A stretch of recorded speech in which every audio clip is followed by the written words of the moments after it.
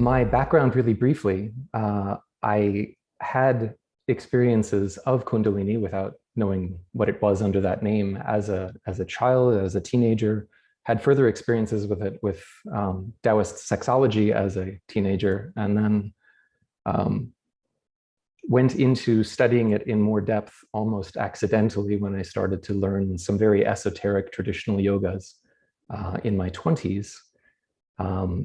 And in the process of then re-experiencing much of what had come before and beginning to experience greater integration, but also experiencing erratic movements of energy, both metabolic energy and energy as sensation in the body, in terms of spikes of ecstatic and high energy experiences that would last for several days, followed by periods of depressed energy, not necessarily depression, just lacking energy.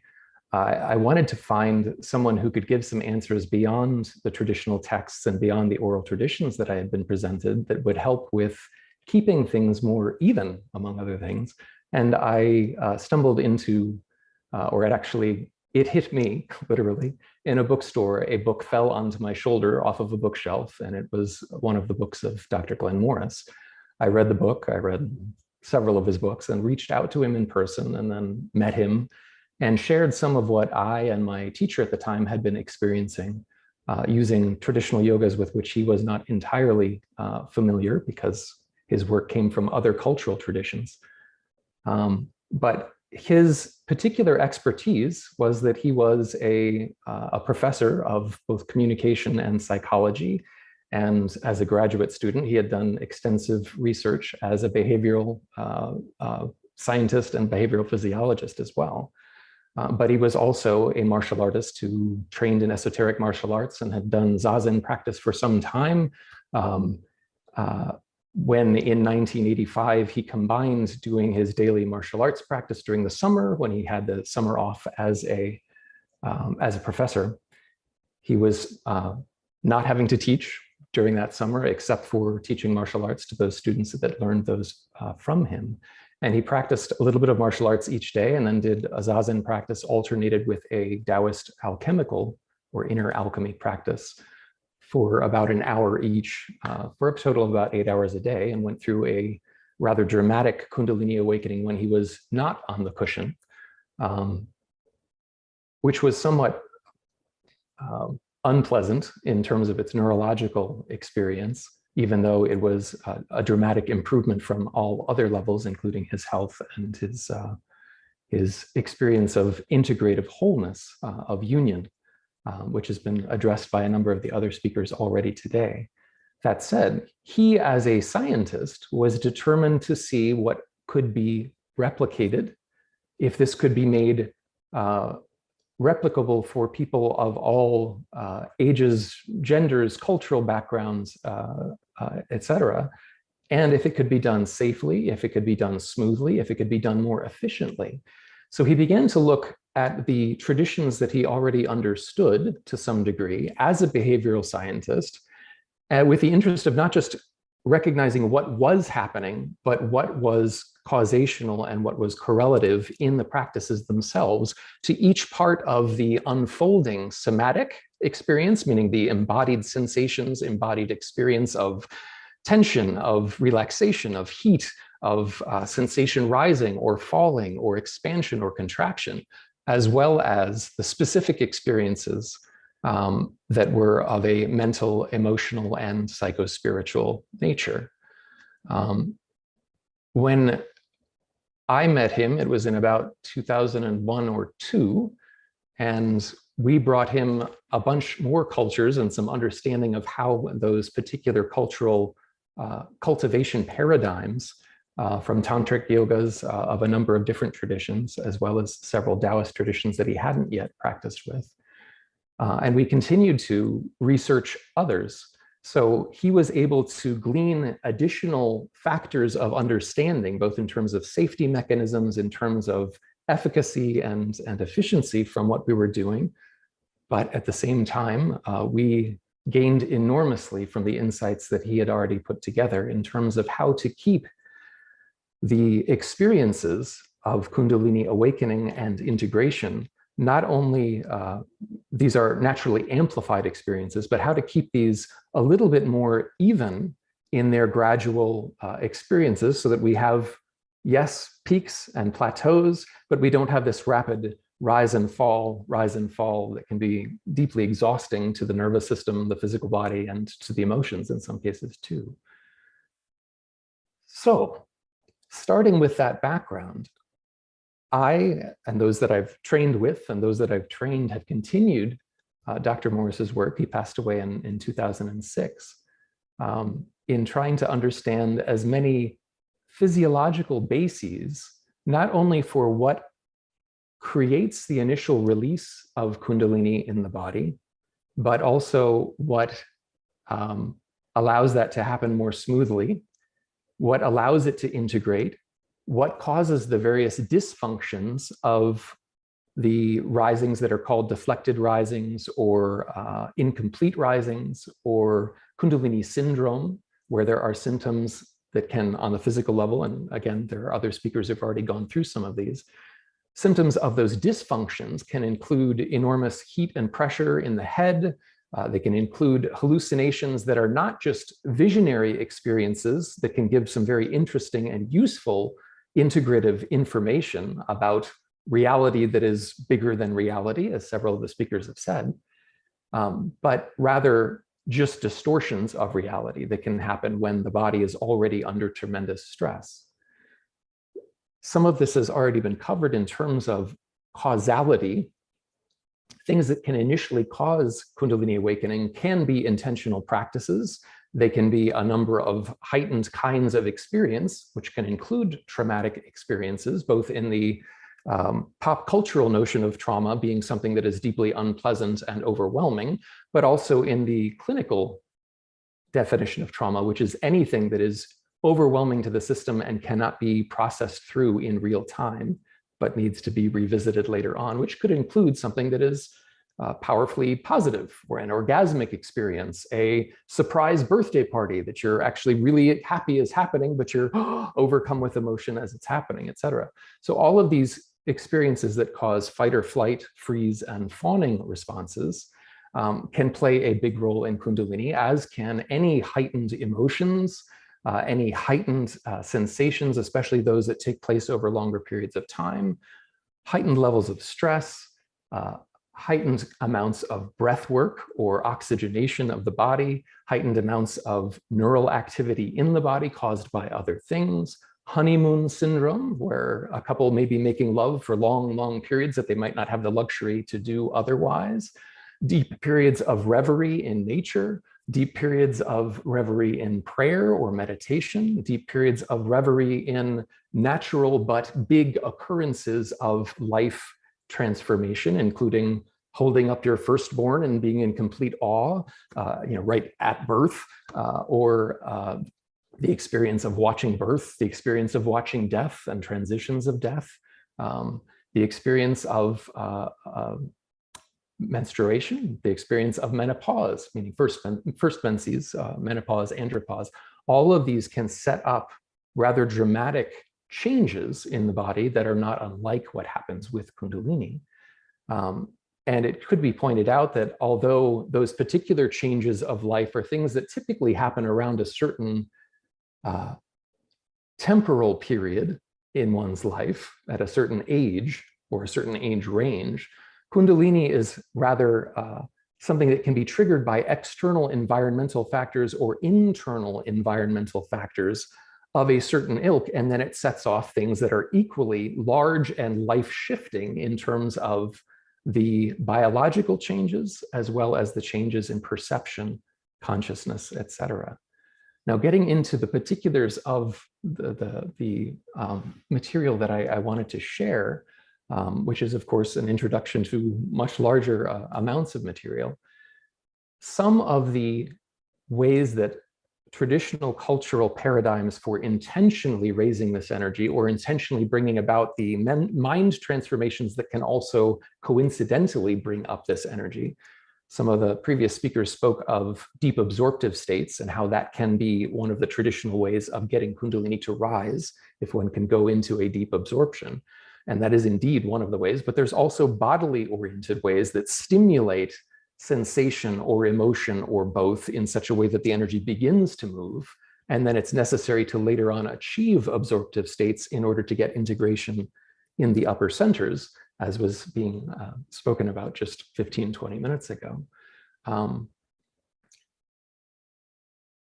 The interesting thing, and this gets into the playfulness aspect that, that Susan was bringing up, there are very mundane correlations that can help to a great degree once Kundalini is already active in achieving a smoother and more efficient and more rapid and more complete in the sense of allowing for emotional and spiritual maturation to occur concurrently. There are basically mundane physiological tweaks that can be used to achieve all sorts of wondrous things that often symbolism and symbolized metaphysics, archetypes, etc., are used to initially bring about. And I love those as much as I love the physiological, but the particular reason that understanding so much about the physiology of Kundalini and also of keeping things in balance and helping individual aspects of the Kundalini journey to integrate, the reason that's so important to me is so many people have come to us because of Dr. Morris's work and its direct correlation to Kundalini, its naming of Kundalini within the process. He had called at one point his work the Improved Kundalini Awakening Process. He'd given it many other names too, in addition to his particular work with integrative martial arts that also bring about transformations in character and perception. That said, the power of these small tweaks is perhaps best experienced rather than spoken about. So I wanted to just show a couple of brief things that you may or may not be able to step immediately into when you're in listening mode. But to speak of, first of all, some of the more difficult sticking points classically in Kundalini include what are called the three granthis, or three big knots in the subtle body, but also they align with tensions and shutdowns or constrictions in the physiological body. So the three traditional granthis are at the pelvic floor, at the solar plexus just beneath the heart, so trying to move things into the heart space, and at the base of the skull, between the throat, the jaw, and the occiput, the upper portion of the cervical spine as it goes into the skull.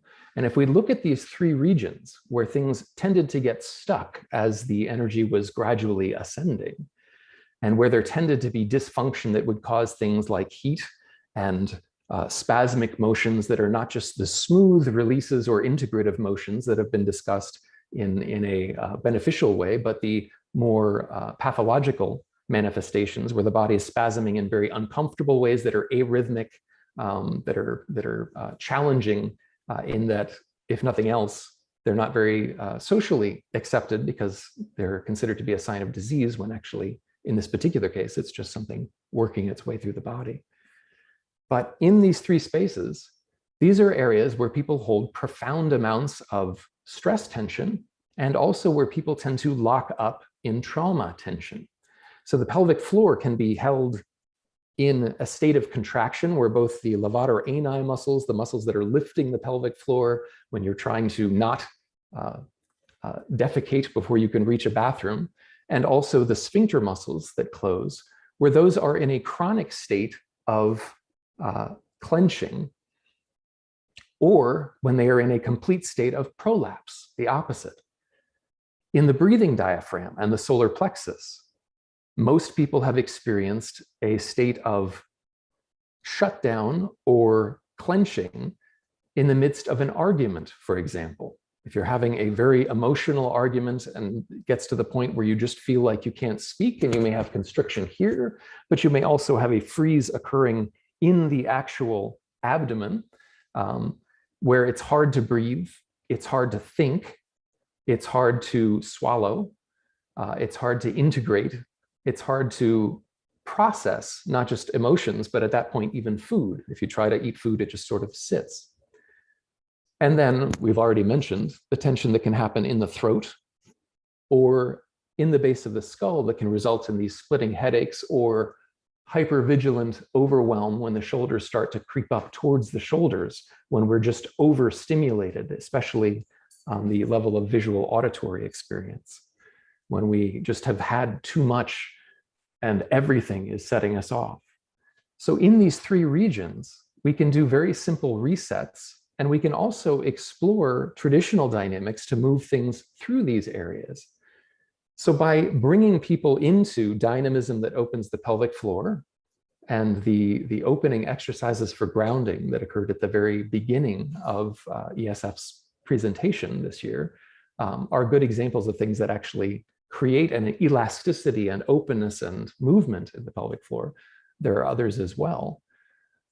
Right now, I just want to take you through a brief example of how emotion and sensation can actually begin to move things in the area of the diaphragm. So that I'm a little bit more visible, I'm going to raise myself up here.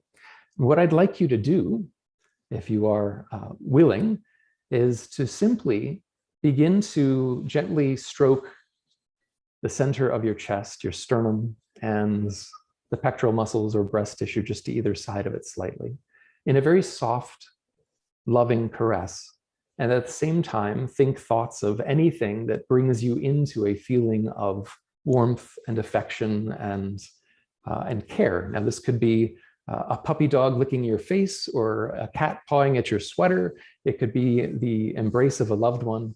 Anything that is a positive experience for you right now that's not, it doesn't have to be anything particularly profound, just something that brings you to a slightly softer state. And begin to also rub the upper back at the same time, caressing that in the same way, and see if you can get a warming and a softening and a tingling to begin to occur. You can imagine an embrace. You can actually put yourself into the shape of an embrace. And I invite you to do this right now, as if you're receiving an embrace that is wanted, desired, that is from someone that makes you feel good to experience that with. And notice the shift in oxytocin, releasing from the brain, that begins to actually create this warm, fuzzy sensation in the chest. And I'm going to demonstrate now, before adding in another factor, demonstrate how you can begin to expand on this. So you're bringing about a sensation that is coming about from an endocrine change, meaning hormones are being flushed into your system. And you may notice that you're getting a little bit of softness here or here. Now see what happens when you go a little bit wider with the diameter of the caress. Notice if you can go into the pectoral muscle or the top of the breast tissue.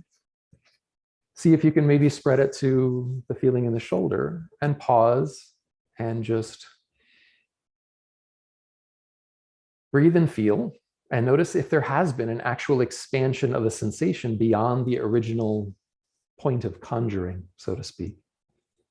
Now see if you can begin to bring that down to where the diaphragm is, and even spread some of those warm, fuzzy feelings, or those feelings of care or connection, down into the area of your solar plexus, just a little bit. Pausing again, I'd like you to now exhale from your nose, exhale from your mouth at the end, and just lightly run your fingers underneath your rib cage while softening your belly.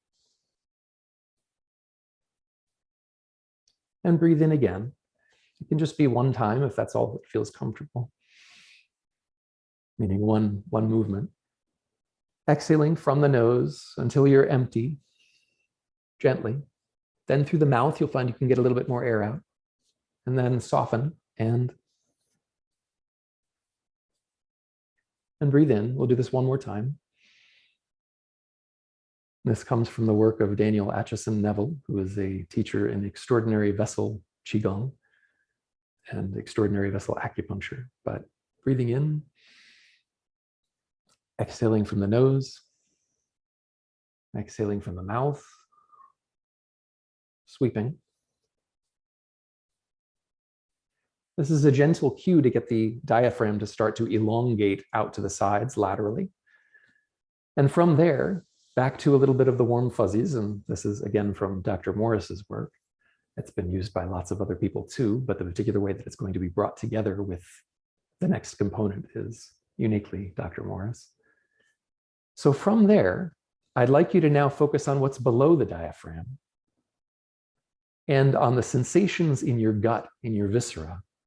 And I'd like you to do your best gut laugh. It doesn't have to be a real one, but it can be.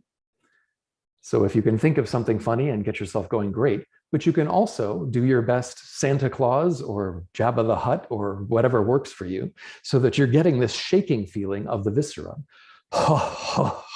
where you're actually lifting and dropping your guts, lifting and dropping the belly, the transverse abdominis, especially your intestines, the whole space of the internal organs.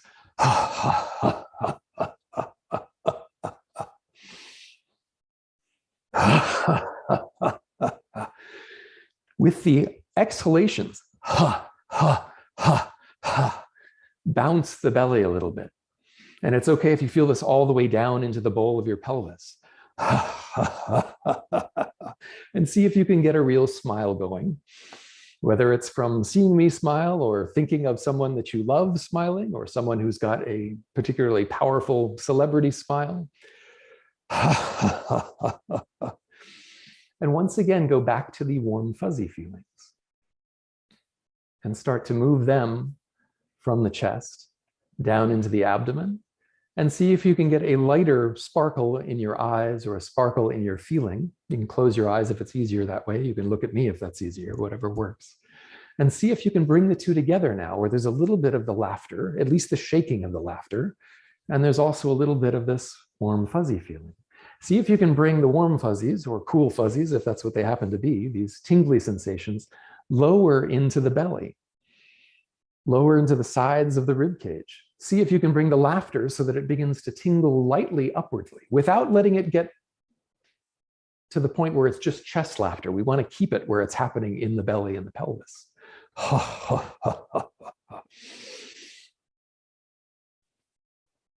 And notice that we start to get actual sensations up and down, not only the surface nerves, but you might start to feel something in the vagus nerves and the wandering cranial nerves that are such a big part of the deep integrations of Kundalini experience along the central axis of the body.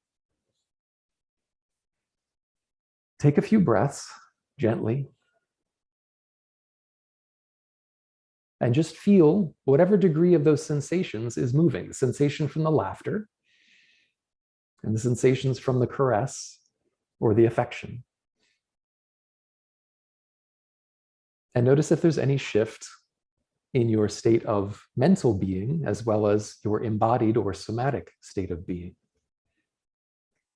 These are two little parts of the exercise that Dr. Morris called the secret smile, which is a little different from the Taoist inner smile, that puts together a series of, at minimum, 5 particular qualities or sensations or emotional states that tend to get the entire body dilated in such a way that Kundalini can move much more easily. In addition to that, he also has exercises that dilate the experience, both proprioceptive, sensational, and locational, so sensational kinesthetic and proprioceptive spatial, within each of the regions of the various chakras of the body. So that someone who is coming to us for assistance, for example, who doesn't come from a background that is comfortable with any particular metaphysics, or in which, say, chakra or yogic metaphysics are foreign or uncomfortable to them or threatening to them, can actually dilate these experiences as physiological experience that has emotional, mental, and spiritual repercussions. You can start with this very personal, gentle, affectionate feeling that could come from caress or imagining or actually having a puppy licking your face or a kitten pawing at your sweater or the hug of a loved one. And you can begin to actually expand that gradually into transpersonal experiences of greater love and compassion for more beings. And that's a progression that can be made rather easily. So a lot of this work that uses physiology works with ways of dilating the body so that it can more comfortably accept the larger amounts of signal that move through with Kundalini. Really briefly, Kundalini, from the perspective of this particular work, Kundalini works both as a integrating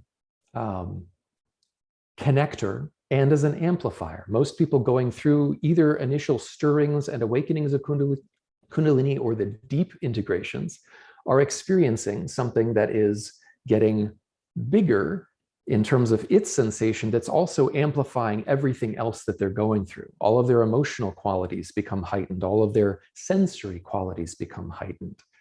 And working with that in a way that's manageable, that's centered, that's grounding is very important. So Dr. Morris and us subsequently, and we subsequently, looked at a variety of ways to work with each of the different experiences that can happen with all of the ups and downs and ins and outs of these heightened experiences. If someone is feeling uprooted and ungrounded by the amount of surging sensation that's moving upwards, how do we use simple cues and more, when necessary, gently and playfully forceful, the person's doing this to themselves, of course, it's not being done to them, means of dragging the energy and sensation back down to a state of groundedness. If somebody's very inertial or stuck, how do we get the energy moving? If somebody's feeling too diffuse and spaced out, how do we bring them back to a feeling of centeredness using physiological prompts? If somebody's feeling too pent up and like they want to explode and they're emotionally reactive to everything around them because they're feeling so tense, how do we unwind that in a way that allows them to become expressive again without actually getting to the point where they are explosive? On the other level of things, the interconnectedness, if you look at the various locations that have been discussed in by the speakers who are speaking more metaphorically, look now at this junction that I just had you play with a little bit, and be aware, of course, that through neuroplasticity and endocrine plasticity, if you did that practice every day, it's going to have bigger and bigger effects, of course, than the first time that you attempt it. So if it was very mild, that's okay. And if you didn't yet feel anything, that's okay too. But we're bridging between centers. We're bridging between the solar plexus, the navel, the abdomen, and the heart center by actually taking sensations that are unique to those areas and starting to actually draw them across the boundaries. We're being careful with the boundaries that we need to maintain centeredness and coherence.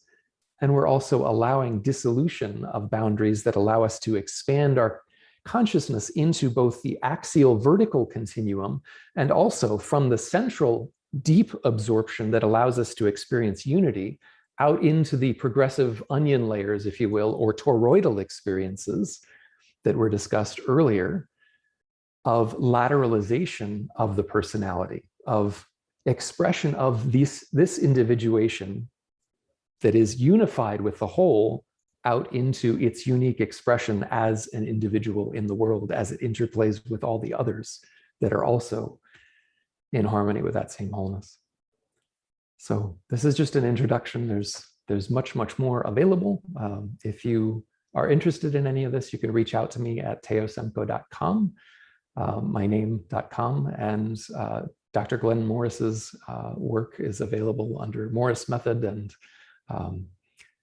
also the Kundalini awakening process, or improved Kundalini awakening process of Dr. Glenn Morris. There are some other processes out there that are under similar acronyms, so just look for Dr. Morris's name or mine. And if I can help you ground what's already in process, I'm happy to do so. And if you are looking to actually go through this process in a way that gives you physiological understandings together with whatever metaphysics you're practicing, happy to do that as well. Much love.